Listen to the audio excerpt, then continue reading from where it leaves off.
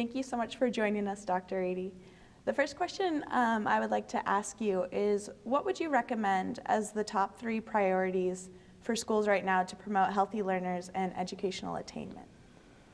The 3 things that stand out immediately are 1, diet, getting sugar out of our sugar drinks that our kids are so often taking in all the time, to, in general, get away from processed food and teach kids about the value of eating healthily. Second is, of course, exercise. I wrote a book called Spark, and it's all about the benefits of how exercise makes our brain work best and make us more emotionally balanced and less depressed and more motivated, as well as improving our brain in so many ways to take in new information, learn, and perform.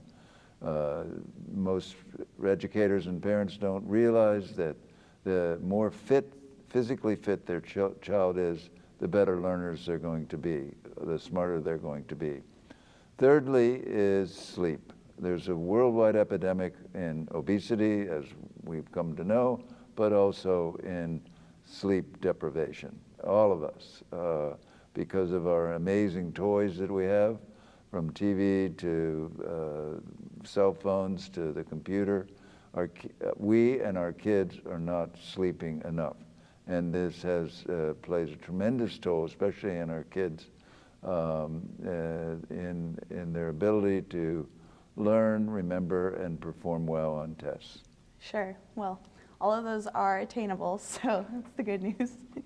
So the second question we have is, do you have any examples to share on how receiving daily physical activity positively impacted a person or a larger community? Yes, there's many, many examples of this, and in my book Spark and Go Wild and in the newspaper every day, you're seeing articles about schools that have changed or people that have changed when they began to exercise and changed for the better.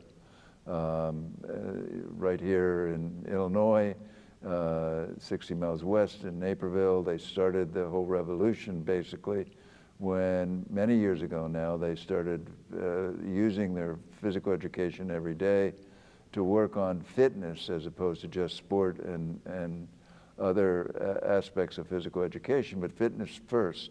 And this revolutionized the school where only 3% of them were overweight of 19,000 kids, which was remarkable when 33% of our kids are overweight.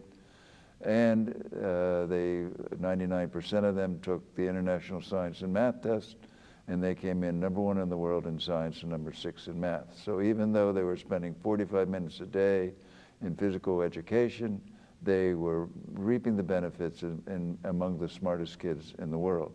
Also, when you go to different districts, one in particular in Charleston, South Carolina now, for years they've tried to follow the example of Naperville. And when they go into the underprivileged areas especially, they see and begin a daily physical diet, a physical education time, recess time. What you see initially in every school district that we've worked with is a drop in discipline problems, a drop in bullying, a drop in teachers having to monitor kids, increase in kids being able to pay attention, to do better on tests, to take better notes, all the things that teachers want. And it's not just about getting ants out of their pants or burning off energy. What they're doing is they're getting their brains turned on. And we have so much neuroscience now that shows this. Well, thank you. So to wrap up, the last question is, if there's one key thing that you want people to know about how exercise affects the brain, what would you want them to know?